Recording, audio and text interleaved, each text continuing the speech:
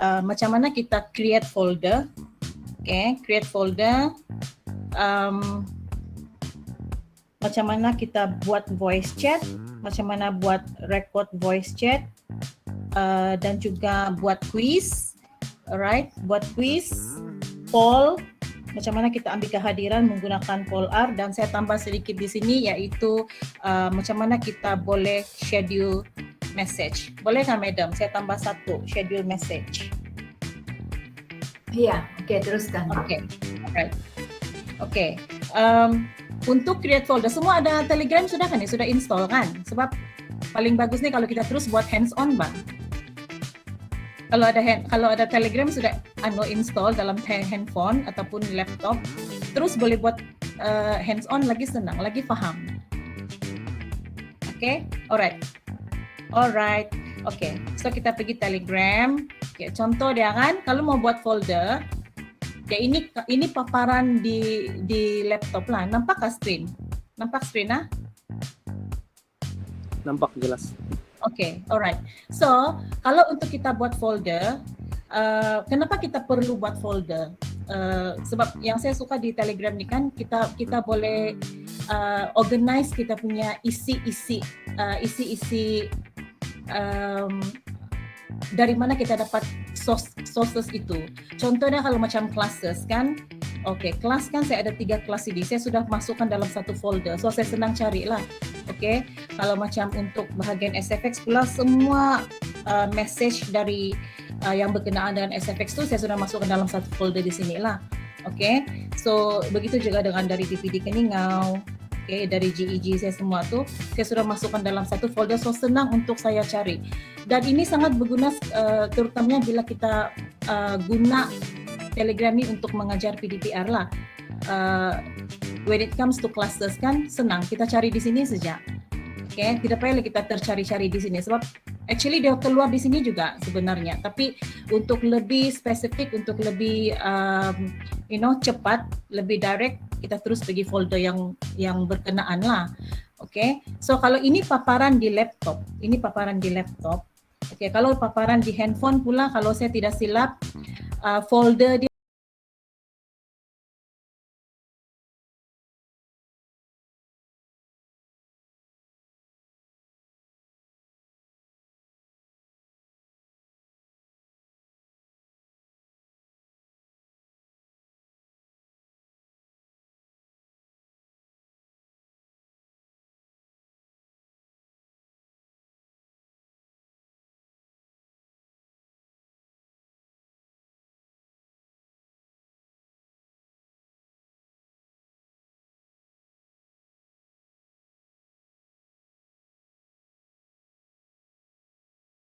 setting, lepas tu akan nampak folder di sini. Okay, so kita pergi folder. Okay, so macam saya kan, saya sudah ada 9 folder di sini lah. Folder kita, jumlah folder yang kita boleh buat dalam Telegram adalah 10. Itu 10 maksimum lah. Okay, contohlah kita mau buat satu folder kan, so kita pergi sinilah di bawah, create new folder. So kita namakanlah folder tu. Okay, contohlah kita mau masukkan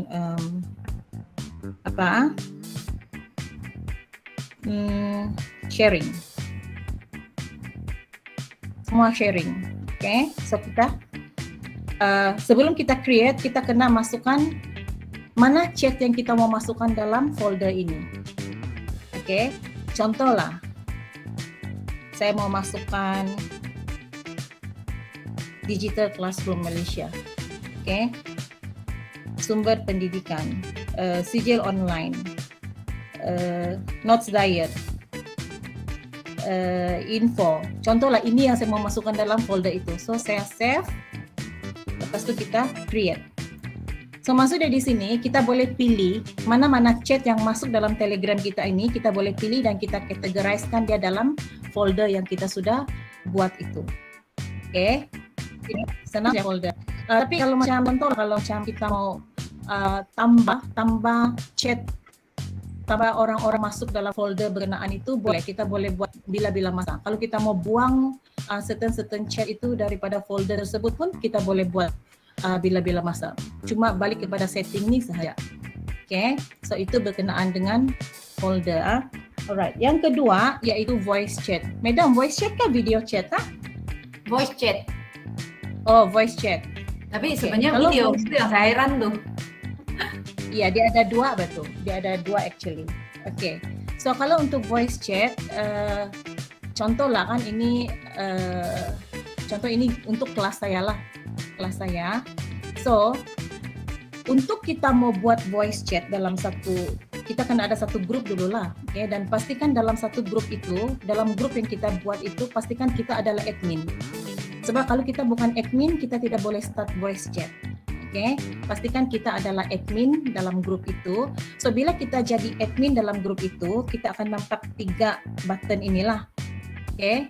3 button ini. So voice chat itu, voice chat ataupun video chat itu, ini dia punya button. Sekejap saya ambil ni lah. Okay, ini dia punya button. Okay, so bila kita klik ini, okay, bila kita klik ini dia akan keluar macam ni lah. So kita ada 2 pilihan lah, sama ada kita mau guna nama grup itu ataupun nama kita sendiri. So contohlah saya guna nama saya sendiri, and then continue. But then kita boleh juga schedule a video chat. Contoh dia macam contohlah kelas kita jam 8 kan, kelas kita jam 8. So kita boleh schedule actually dari malam lagi kita boleh schedule sudah itu video chat untuk supaya student nampak yang besok ada video chat gitu. So kita boleh schedule sedia lah. Okay, contoh dia macam ni ya. Okay, dia akan bagi tahu di sini kita cuma key in sajalah bila berapa hari bulan, and then masa, and then just schedule macam itu. Okay, tapi kalau kita mau buat terus instant voice chat pun tidak ada masalah, terus continue. Nampak kan? Okay, so inilah rupa dia. Inilah rupa dia tuh, voice chat tuh. Okay, jadi kalau voice chat nih kan sebenarnya kalau guru mau bercakap dengan student, dia cuma go live sajalah. Dia cuma tekan mikrofon di sini. Dia bercakap. And then students pun boleh berinteraksi dengan guru. Dorang pun ada mic juga di sini. Okay, so dorang boleh two-way interaction lah. Itu kalau voice chat lah. Kalau video chat kita boleh share screen dengan kelas. Kita boleh share screen dengan siapa-siapa. Kalau kita macam buat mesyuarat panitia kah, mesyuarat bidang kah, atau buat classes kah, kan kita boleh share screen juga. Okay, dia macam Google Meet juga. So apa yang kita boleh buat? Kalau kita di dalam desktop, kita pergi kepada 3 titik di sebelah kiri itu. Okay, klik itu and then share screen. Okay, just share screen. Okay, contoh lah. Saya share screen saya punya PowerPoint lah dengan student kan. Okay, so inilah dia punya screen. Okay, dan saya boleh record video chat ini sebenarnya. Saya boleh record video chat ini. So cara dia, kita pergi sini. Okay, and then start recording. Okay, so kita pilihlah, selalunya pilih inilah.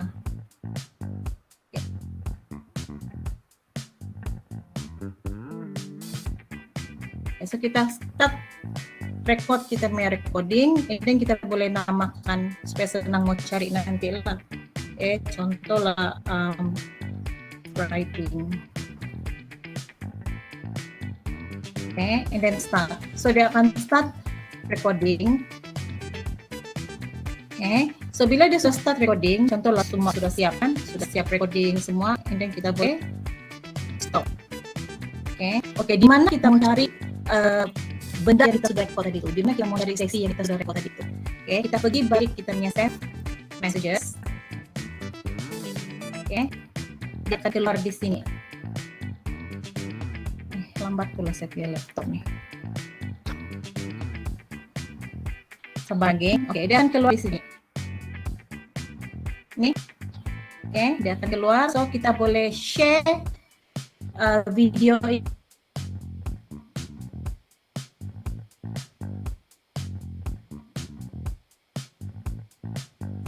ini dengan student yang mungkin tidak sempat join video chat itu tadi.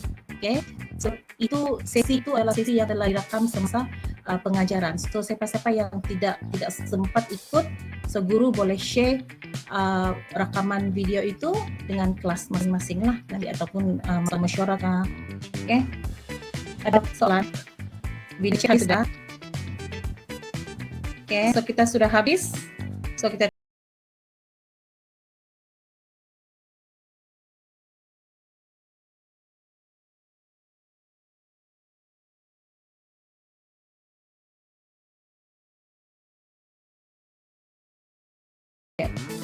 just leave.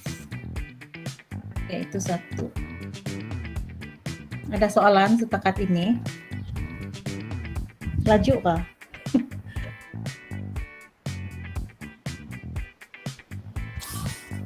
Oke, Bah, ngam. Oke, alright. So, yang seterusnya adalah quiz. Oke, kalau quiz, kita boleh buat quiz. Sangat menarik actually yang quiz tuh. Kita pergi Quizbot saja. Quizbot. Oke. Dan kita boleh, actually ini contoh-contoh quiz yang saya sudah buat dengan student saya lah. Oke.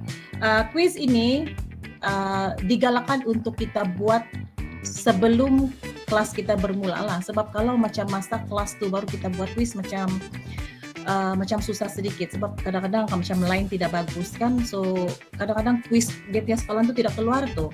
So paling bagus kalau kita sedia soalan itu dan tinggal kita share dengan kelas sajalah the next day. Okay, cara dia untuk buat quiz, I don't know kalau boleh buat quiz atau kalau lain tidak bagus nih. Kita terus pergi new quiz itu. Oke. Jadi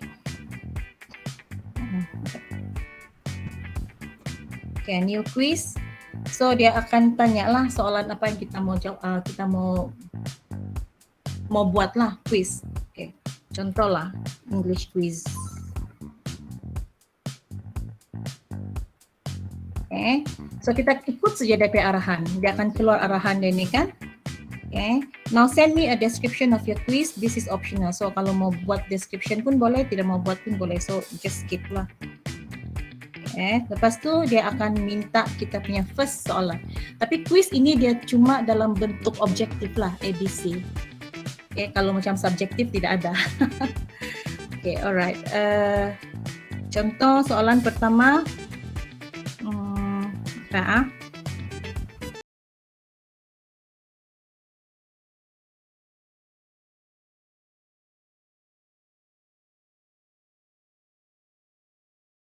Kita untuk sorry. I have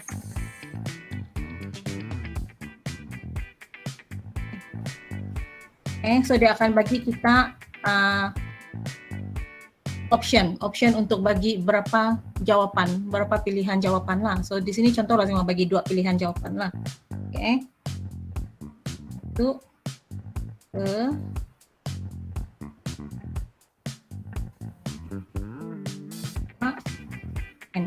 contoh lah 2 pilihan jawapan, lepas itu create.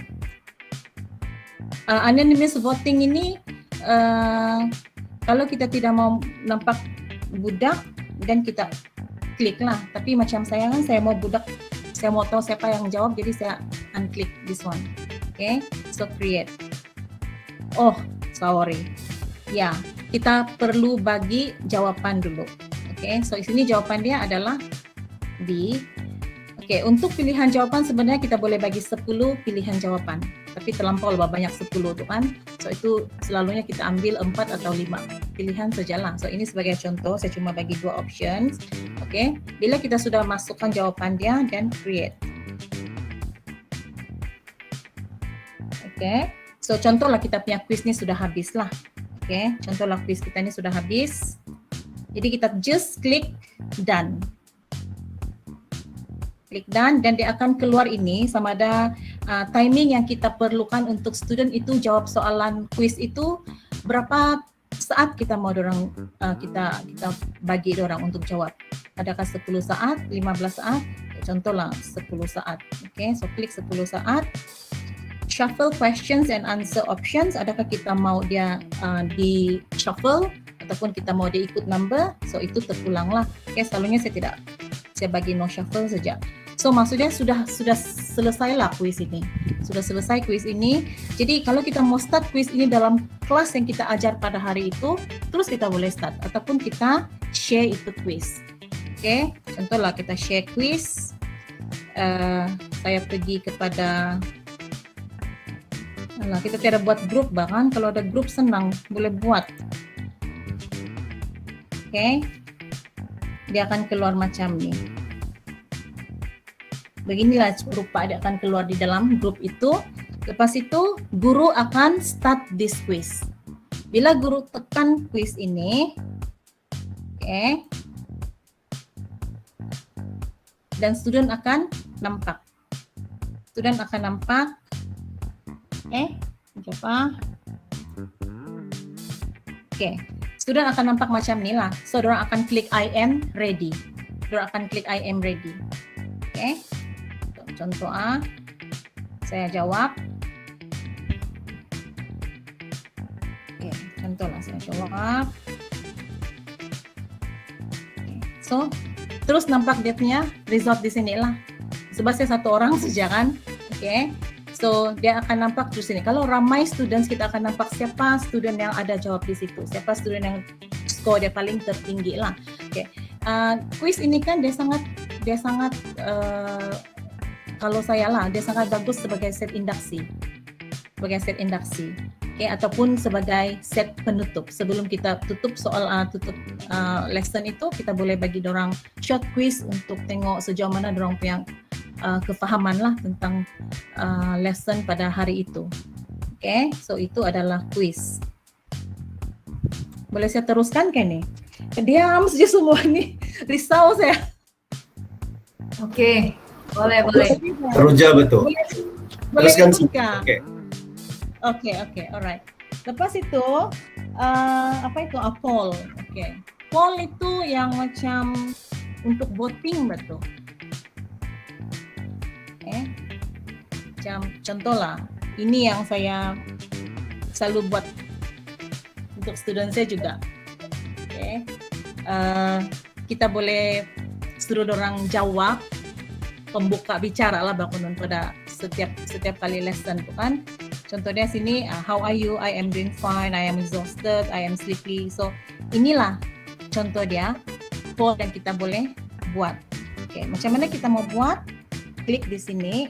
Kalau di desktop lah. Di handphone pun sama juga tuh. Oke, lepas tu dia suruh buat soalan. Contohlah macam tu. How you day.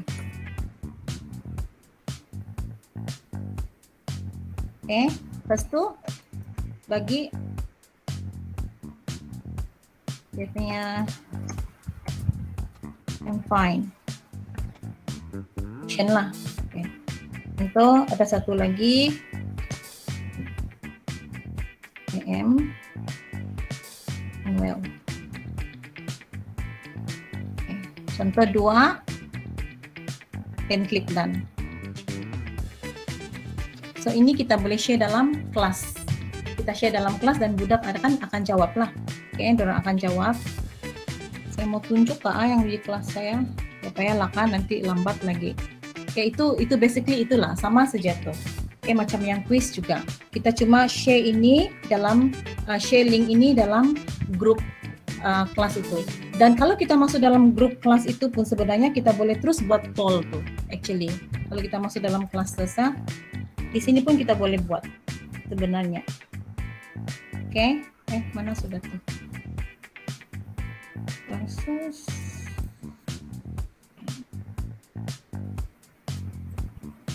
Tiada pula. Sorry. Oke. Right, next one, kehadiran poll R.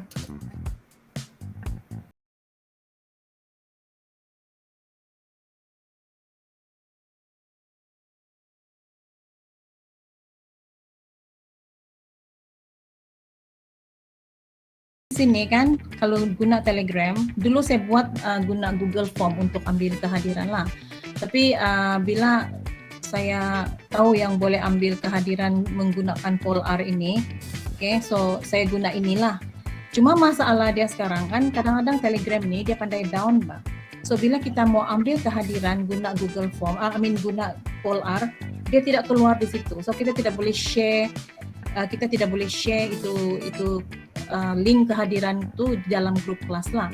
Oke, tapi saya terangkan dulu macam mana kita buat ambil kehadiran lah. Oke, ini contoh dia lambat. Kalau line tidak bagus, dia tidak akan keluar terus. Sepatutnya kalau line bagus, bila kita klik create new poll nih, dia terus keluar nih di sini sebenarnya. So ini adalah contoh line yang tidak bagus. Oke, so I don't think I can show this madam because line tidak bagus nih. Tapi saya rasa rekan-rekan guru boleh explore nanti sendiri. Kamu klik saja POLLR, Polara, oke, dan sebenarnya senang saja sebab dia akan ada instructions, dia akan bagi step by step tuh. Yang penting kita create new poll lah. Sekarang saya mau ajar pun tidak boleh sebab dia tidak keluar di situ. So jadi apa yang saya buat selepas bila sudah beberapa kali begini kan, yang Polar itu tidak boleh guna, sometimes tidak boleh guna dalam grup. So apa yang saya sekarang, saya buat macam ni ya. Contohlah saya masuk 5 supaya kan saya akan tengok begini. Sekarang Telegram kan dia ada itu feature scene. Okay, feature scene. So saya boleh tahu siapa yang nampak. Okay, kamu right click saja. Nampak sini 38 scene, nampak siapa yang nampak sudah. So saya anggap siapa yang nampak itu, siapa yang scene itulah orang yang hadir pada hari itu. So saya rasa ini lagi senang daripada yang Polar tulang. So for the past few weeks I've been using this. Saya guna ini sahaja 38 scene. Tapi saya akan bagi tahu dengan student yang status scene dorang itu saya akan cuma ambil sehingga jam 12.20 tengah hari. So siapa yang scene selepas itu saya tidak ambil dia punya kehadiran sudah. Ya, sebab saya akan terus tick. So kalau saya nampak ada scene yang baru selepas jam yang saya sudah tick, berarti sudah lambat. Dia sudah terlambat daripada 12.20 itulah. So ini contoh yang kita boleh gunalah untuk dapat kehadiran murid. Okay, alright. Oh ya, satu lagi yang saya bilang saya mau tambahkan yang schedule message itu kan. Okay, kalau schedule message kan, saya suka buat ini sebab kadang-kadang kalau macam kita mau sediakan soalan itu dengan awal kepada student ataupun arahan yang awal untuk students punya kelas the next day kan. So kita boleh schedule message actually. Oke, contoh kita pergi sini. Morning class. Oke. Contoh lah. Okay, and then saya mau schedule. Pergi di sini. Oke, pergi yang button mau send nih. Jangan terus tekan. Kita right click. Right click. Ini dia akan keluar nih kan. Send without sound and then schedule message. So kita klik itu schedule message. Dalam handphone sama juga. Kalau dalam handphone bukan right click, kita cuma tekan lama sedikit itu yang tanda yang mau hantar tuh, yang send button tuh kita tekan lama sedikit dan dia akan keluar di situ schedule message. So kita schedule lah. Okay, contoh dia saya mau schedule untuk besok. Okay, Friday, so 15. Kelas saya jam 7. Okay, schedule. So dia akan keluar di sini tuh. Dia akan nampak merah di sini. So inilah yang kita tahu yang ada satu schedule message untuk kelas itu. So maksudnya di sini kan, kalau macam sangat berguna sekiranya macam kita tidak dapat masuk kelas itu awal pada hari itu. Kalau contoh kita terpaksa ada bengkel, kita ada Google Meet yang kebetulan bersamaan dengan masa kita punya PDPR itu, ini yang kita boleh buat lah. Kita boleh schedule sedia. Okay, schedule message. Okay. Saya rasa itu sahaja dari saya. Saya harap semua dapat dapat ikut. Ada soalan kah? Mewajibkan budak masuk. Sebab sebenarnya Telegram ini dia bukan banyak data guna tahu. Dia tidak guna banyak data. Tapi student, dorang tidak suka masuk WhatsApp, masuk Telegram ni sebab Telegram dia tidak ada status. Kalau WhatsApp dia ada status. So student dorang tidak suka masuk Telegram. So kita kena apalah? Kita kena tukul banyak kali tiap hari mau ingatkan supaya masuk di Telegram group lah. Tapi ada juga budak yang memang ada masalah kan. So apa yang kami buat kalau budak itu memang dia memang langsung tidak boleh masuk Telegram, saya akan hantar untuk kelas saya lah. Saya akan cari dia di WhatsApp. Saya akan hantar kerja dia di WhatsApp. Segarap dia punya penerangan semua lah. Kalau macam ada video pun saya akan hantar di WhatsApp dia lah. Oke. Ya. Oke. Ya. Ada lagi? Sorry ya, saya tidak terbaca pula nih message di sini nih. Nanti Angie kau boleh jawab tuh. Iya, oke. Alright. Dan untuk Saya rasa oke. ya, saya rasa dari bahagian saya itu sejak tuh. Sorry ya kalau tidak berapa clear. Oke. Sangat bagus presentation. Ya untuk makluman lah kan, kami punya WhatsApp group semua yang PDPR kan sudah ubah pergi Telegram. Ya memang kita bagi arahan lah 25 kelas tuh kan semua setiap guru mata pelajaran. So di sana kita boleh buat video chat, boleh buat quiz, poll dan organize lah. Kita mau periksa murid punya kerja pun kan kalau kita sudah buat folder kelas kan kita pergi folder kelas tuh saja. Kita tahu berapa orang sudah hantar semua. Kita pergi cari data sampai bawah. Ya betul. Jadi memang banyak feature Telegram ini sesuai dengan PDPR. Kalau WhatsApp tuh memang sosial lah, betul-betul media sosial. Tapi Telegram ini memang dia ngam untuk PDPR. Tapi itu saja kan. Kadang-kadang budak tidak dapat masuk. Tapi kita ada data yang Rp35 free data. Sebenarnya kan ibu bapak boleh sudah coba labur duit untuk anak inilah. Yang Rp35 sebulan. Dia free data, unlimited data. Sebab ibu bapak nih kalau di SFX pun satu hari kalau sekolah bersemuka dia bagi Rp2 untuk makan di kantin kan. 20 hari sudah Rp40. Tambang kereta satu bulan mau Rp60 mau Rp80 tapi itu semua tiada.